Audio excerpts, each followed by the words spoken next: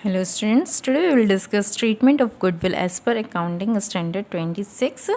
आज हम बच्चों पढ़ने वाले हैं गुडविल का ट्रीटमेंट अकाउंटिंग स्टैंडर्ड 26 के अकॉर्डिंग। ठीक है, जब भी एक पार्टनरशिप फर्म में एक नए पार्टनर का एडमिशन होता है तो वो फर्म की एसेट्स पर राइट पाने के लिए कैपिटल इंटर लाता है और फर्म में फ्यूचर प्रॉफिट्स शेयर करने के लिए वो गुडविल का अमाउंट लाता है। ठीक है, ये गुडविल का अमाउंट कैसे कैलकुलेट होता है ये हमने प्रीवियस चैप्टर में पढ़ रखा है ना।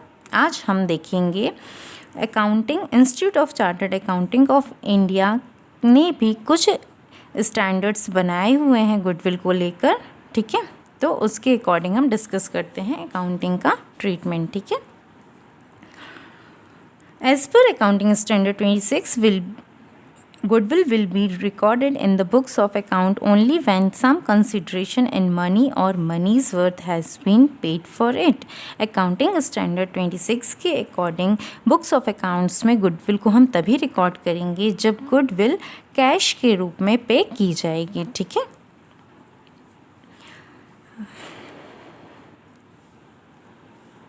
गुडविल के अमाउंट का कैलकुलेशन पार्टनरशिप फर्म में किसी पार्टनर के एडमिशन के टाइम पे, रिटायरमेंट के टाइम पे और उसकी डेथ के टाइम पर किया जाता है, या फिर एग्जिस्टिंग पार्टनर्स के प्रॉफिट शेयरिंग रेशियो में चेंज हो रहा होता है तब हम करते हैं। ठीक है, तो ये गुडविल का अमाउंट ओल्ड पार्टनर्स को उनके द्वारा जो सेक्रीफाई किया गया है in favour of new partner, नए पार्टनर के फेवर के लिए उसके कंपनसेशन के रूप में न्यू पार्टनर के थ्रू दिया जाता है। ठीक है, लेकिन अगर किसी केस में न्यू पार्टनर के द्वारा गुडविल का अमाउंट पे कैश में पे नहीं किया जाता है तब गुडविल के अमाउंट से न्यू पार्टनर के कैपिटल अकाउंट को डेबिट किया जाता है और ओल्ड पार्टनर्स के कैपिटल अकाउंट को उनके सेक्रीफाइंग रेशियो में क्रेडिट किया जाता है एज पर अकाउंटिंग स्टैंडर्ड 26। ठीक है, अकाउंटिंग स्टैंडर्ड 26 के अकॉर्डिंग अगर किसी केस में गुडविल का अमाउंट कैश में पे नहीं किया जा रहा है तब न्यू पार्टनर के कैपिटल अकाउंट को उसके गुडविल के अमाउंट से डेबिट किया जाएगा और ओल्ड पार्टनर्स के कैपिटल अकाउंट को उनके सेक्रीफाइंग रेशियो में क्रेडिट किया जाएगा। ठीक है, ये था हमारा अकाउंटिंग स्टैंडर्ड 26। ठीक है, अब various situations of goodwill at the time of admission of partner, partner के एडमिशन के टाइम पे गुडविल की वेरियस सिचुएशंस क्या क्या बन सकती हैं। So now first is when goodwill is brought in cash and remains in business, जब पार्टनर के द्वारा गुडविल का अमाउंट कैश में लाया जाए और उस अमाउंट को बिजनेस में ही रहने दिया जाए तब क्या एंट्री बनेगी। सबसे पहले वो कैश फॉर्म करेगा, cash account debit to premium for goodwill account, cash का अमाउंट गुडविल का अमाउंट वो प्रीमियम के रूप में लेकर आएगा। ठीक है, तो कैश बिजनेस में आएगी तो एंट्री बनेगी cash account debit to premium for goodwill account being goodwill brought in as premium. ठीक है, नाउ सेकेंड एंट्री क्या बनेगी, उस गुडविल के अमाउंट को हम ओल्ड पार्टनर्स को सेक्रीफाइंग रेशियो में डिस्ट्रीब्यूट करेंगे। ठीक है, तब एंट्री बनेगी premium for goodwill account debit to sacrificing या old partners capital account being premium credited to sacrificing partners capital account and sacrificing ratio, या हम इस नरेशन की जगह ये भी लिख सकते हैं being premium for goodwill distributed in sacrificing ratio. ठीक है, नाउ सेकेंड कंडीशन क्या बनेगी, सेकेंड कंडीशन क्या है, when goodwill is brought in cash and withdrawal, जब गुडविल कैश में लाई जाए और उसे ओल्ड पार्टनर्स के थ्रू बिजनेस से निकाल लिया जाए तब क्या एंट्रीज बनेंगी। सबसे पहले new partner capital as a premium लेकर आएगा तो एंट्री बनेगी cash account debit to premium for goodwill account being goodwill brought in as premium. अब ओल्ड पार्टनर्स के कैपिटल अकाउंट में उसके सेक्रीफाइंग रेशियो में क्रेडिट होगा ये अमाउंट गुडविल का, तो एंट्री बनेगी premium for goodwill account debit to sacrificing old partners capital account. ठीक है, now premium for goodwill distributed in old partners for sacrificing ratio, ये इसका नरेशन हो जाएगा। नाउ थर्ड एंट्री क्या होगी, अब पार्टनर्स इस गुडविल के अमाउंट को बिजनेस से निकाल लेंगे तो एंट्री बनेगी sacrificing old partners capital account debit to cash account being goodwill withdrawn by sacrificing partners. ठीक है, अब थर्ड कंडीशन क्या होती है,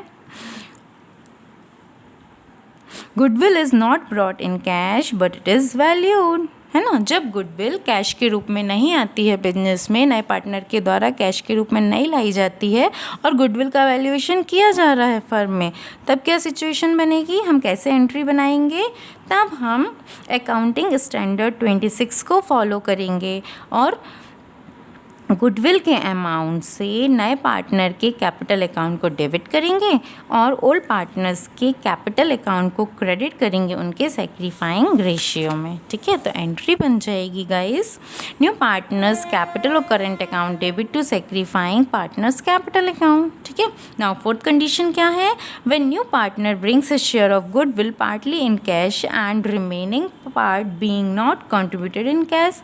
अब फोर्थ सिचुएशन में गाइस ये होता है कि नया पार्टनर कुछ अमाउंट अपने गुडविल का कैश में दे देता है और कुछ अमाउंट अब कैश में नहीं देता है। अब इस सिचुएशन में एंट्रीज बनेंगी, तो पहले तो जो वो अमाउंट कैश में देगा उसकी एंट्री कर लेंगे और पार्टनर्स को डिस्ट्रीब्यूट कर देंगे उनके ओल्ड सैक्रिफाइंग रेशियो में, और फिर तीसरी एंट्री कंबाइन एंट्री बनेगी।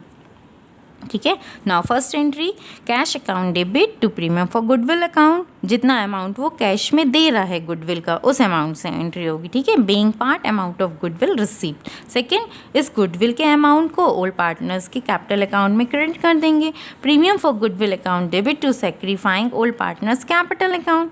ठीक है, being amount of premium brought in cash credited to sacrificing partners capital account in sacrificing ratio।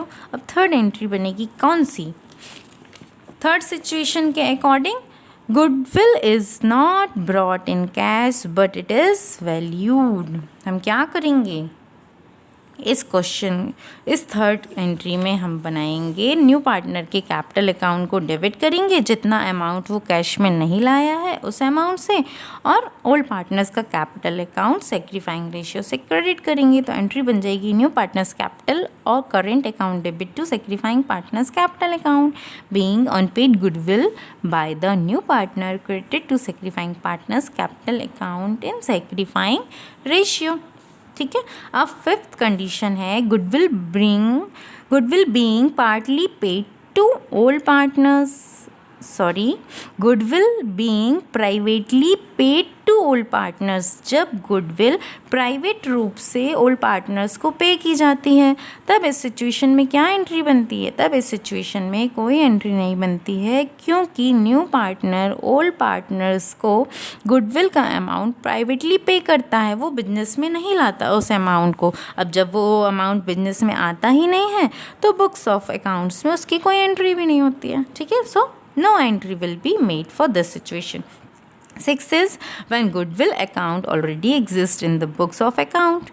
अब न्यू पार्टनर के एडमिशन के पहले से ही फर्म के बुक्स में गुडविल अकाउंट ओपन है, तब इस कंडीशन में क्या होगा, तो जब भी नए पार्टनर के एडमिशन के टाइम पे पहले से ही एग्जिस्टिंग है गुडविल अकाउंट, तो सबसे पहले हम उस अकाउंट को क्लोज करेंगे, ओल्ड पार्टनर्स को उनके ओल्ड प्रॉफिट शेयरिंग रेशियो में उस अमाउंट का डिस्ट्रीब्यूशन हो जाएगा। ठीक है, तब एंट्री बनेगी old partners capital account debit to goodwill account. ठीक है, being existing goodwill written off in old profit sharing ratio. ठीक है गाइस, आज हमने इनकी जर्नल एंट्रीज पढ़ी हैं एज अ थ्योरी, कल हम इनकी न्यूमेरिकल क्वेश्चन सॉल्व करेंगे।